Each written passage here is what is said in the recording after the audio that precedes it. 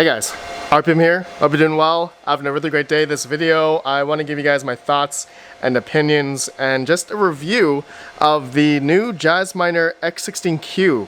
I have had this now for the past week, and I just want to give you guys my experience and just testing that I've done on this X16Q. Apparently there's 3 different hash rate modes, so efficiency, balanced, and then performance mode. I want to show you guys the results of that in a second here. I did try Nicehash, but it doesn't quite work well. There's a lot of rejected shares mining Nicehash, so that's not quite optimized yet. I heard that's going to be fixed pretty soon. But otherwise, I'm generally able to mine, Ethereum Classic. I'm able to mine Octaspace, which is ETH-hash. It can mine a bunch of other ETH-hash coins, or maybe ETC-hash, or any other ETC-hash coins, if there is any out there. And of course, it can do Ethereum Classic and Zill. Alright, so I've been testing that on K1 pool.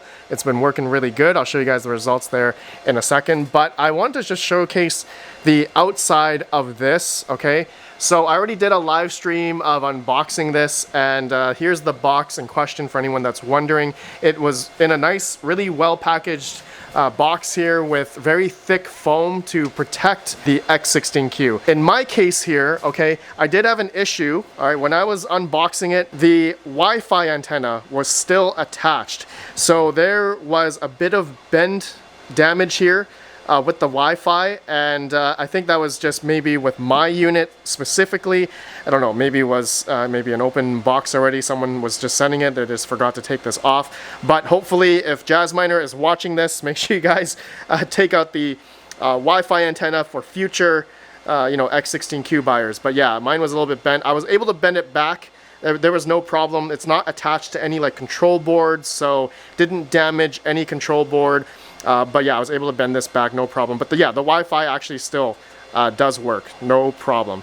And then the X16Q on the back here, just to show you guys, the power goes in the back, which can be run on 120 volt or 240 volts. All right, but the power, I guess the selling point of this X16Q is not only the lower power, which is around 620 watts or 700 watts if you do performance mode, or efficiency mode, which is about 580. The main selling point of the Jasminer X16Q is the noise. Okay, this is extremely quiet. It's about under 40 dB.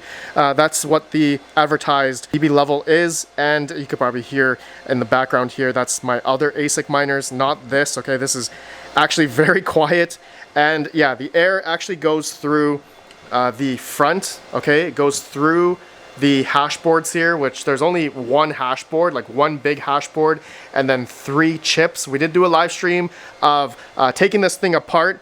Mr. Farlock, your donation man made me do that. Damn you. But that was fun, nonetheless. Anyways, and then the heat does come back out this way. And then it does come with these 2 handles as well, if you would like to add these on, or, rack mount this X16Q, because it is a 3U heighted, server, 19-inch wide.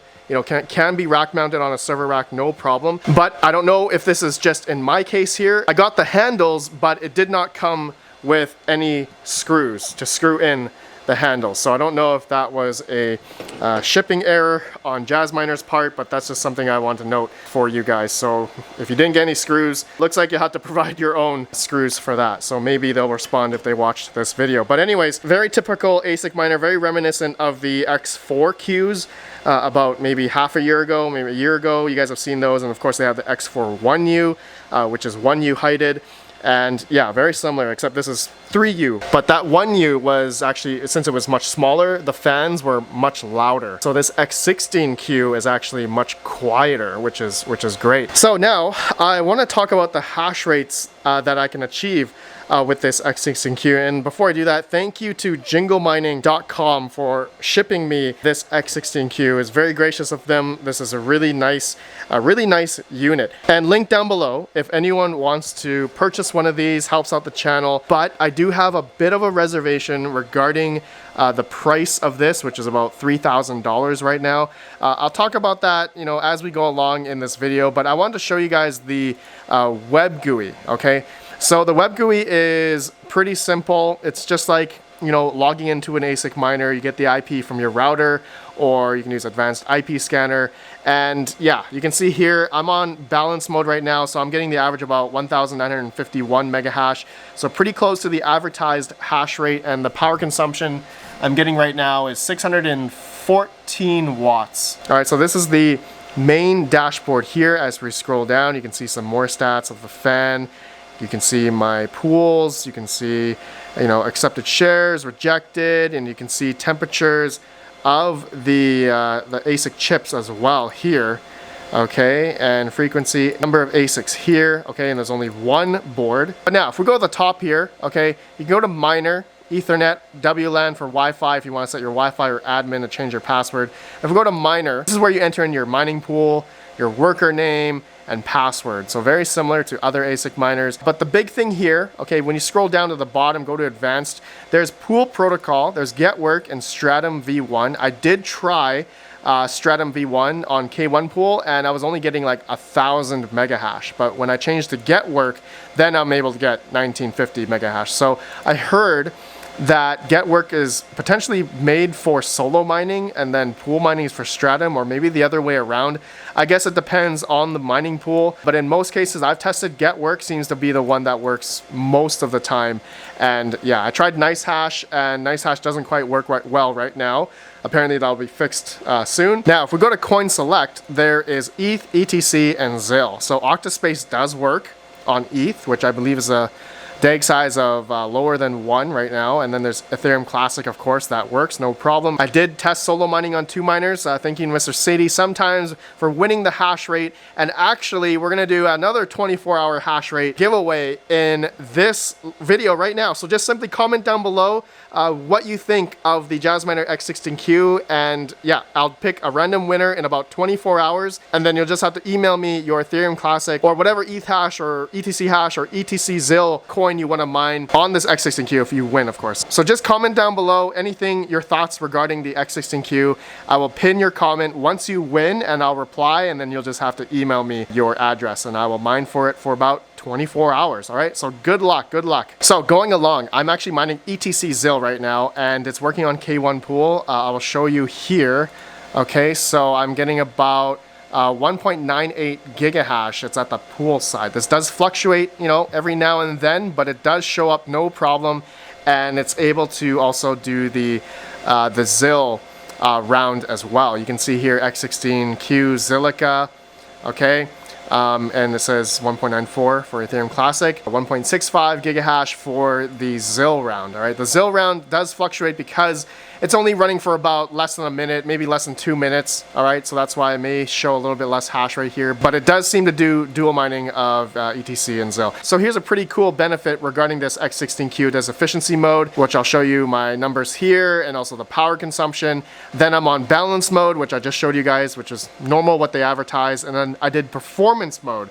Performance mode gave me a good, almost 22 or 2300 mega hash at about 700 watts. So a good, 60, 70 watts more on performance mode. I thought that was pretty cool. I got a bit more hash rate. So I'll put on the screen here roughly what efficiency is of each mode and which one's better in terms of the watt per hash. And I'm thinking in my head that the performance mode should be better, but maybe it's the efficiency mode that was a little bit better. So that's my little bit of experience so far this past week of hashing with it. So I didn't have any issues with hash rates other than having the rejected issue on Nicehash. Nicehash doesn't quite work yet, but apparently it will.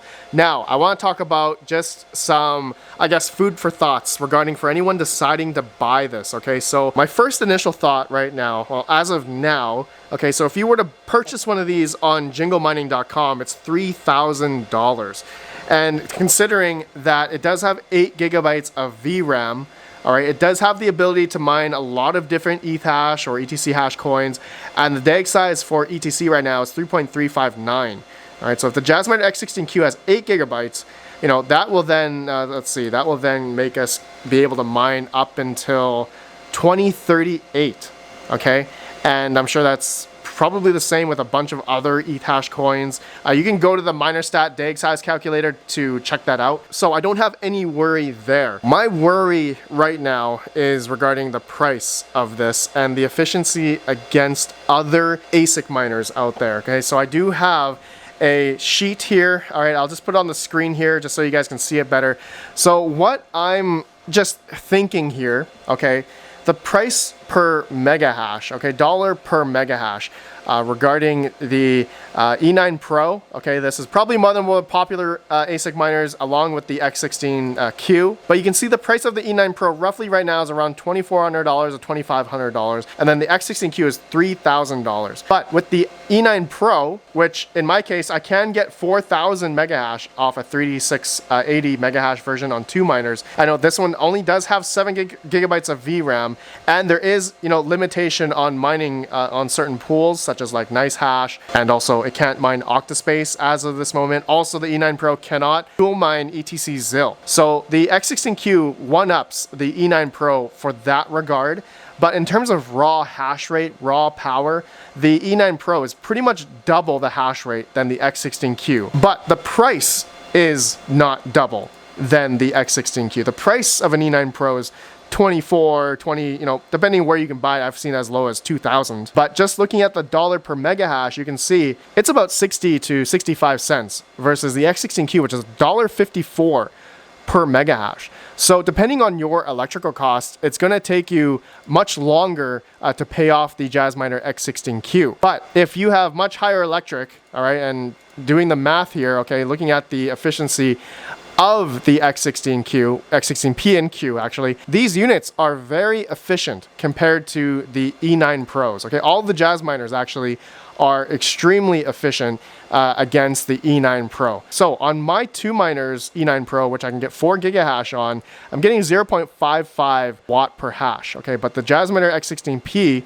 or Qs I'm getting about 0.317. So the Jasminer X16Q is almost double the efficiency of an E9 Pro, but in terms of its dollar per mega hash, the E9 Pro currently is more than double the dollar per mega hash. So whether or not you want raw hash power, right, 4 gigahash versus 1950 mega hash, and depending on which coins are going to be profitable or not, also depending if the E9 Pro is going to have a firmware update to allow etc ZIL. I've heard through the grapevine that may come out. I haven't seen it on their firmware website yet. There's a lot of different risk factors, and also if you're just mining Ethereum Classic and you believe Ethereum Classic is going to go up to new all-time highs, then maybe it might be better to buy E9 Pros versus the X16Q. Or if you believe in Octaspace and you want that efficiency, the X16Q as of right now supports Octaspace mining. So really a lot of different factors to think about. I want to know what you guys think down below regarding purchasing one of these right now. And so with those numbers that we just talked about, the dollar per mega hash, I feel, in my opinion, and if Jingle Mining or even Jasminer is watching this thing should be a lot cheaper right now. I think to be a lot more competitive in a way, I think this should be around $25, maybe even $2,000, because currently the ROI of one of these X16Qs I think is about a year and 10 months, or maybe even 2 years if the difficulty rises and if the coin prices come down. So obviously that's volatile, right? If the market comes down, then the ROI or return on initial investment is going to be a lot longer. But the same thing could be said about the E9 Pro, but the hash rate is double, but also depends on your electrical costs. If you have generally lower electrical costs, the E9 Pro, in my opinion, is probably a better buy. You get more hash rate, your electricity is low enough anyway, you're still making profit. But the X16Q here, the benefit, in my opinion, is going to be where the noise concern, for anyone that has noise concerns or maybe space concern, you can place this anywhere, like in your kitchen or something, lay it like this, and it can run on 120 volt power, all right, with barely no noise at all. So that's really a positive. Okay, you can put this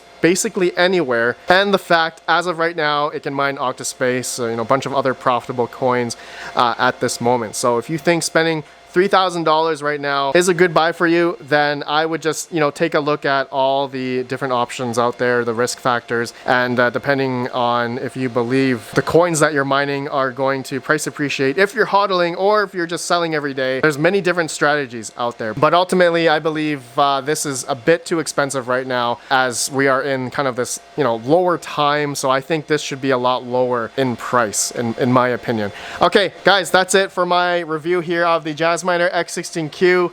I want you guys to know, let me know what you guys think about this, and please comment down below your thoughts of the X16Q. I will choose a winner using random comment picker, and I will give the hash rate of this for 24 hours to a lucky winner. I'll pin their comment after 24 hours. Good luck, guys. I will see you all in the next video. Let me know your thoughts. Have a good one. Peace out.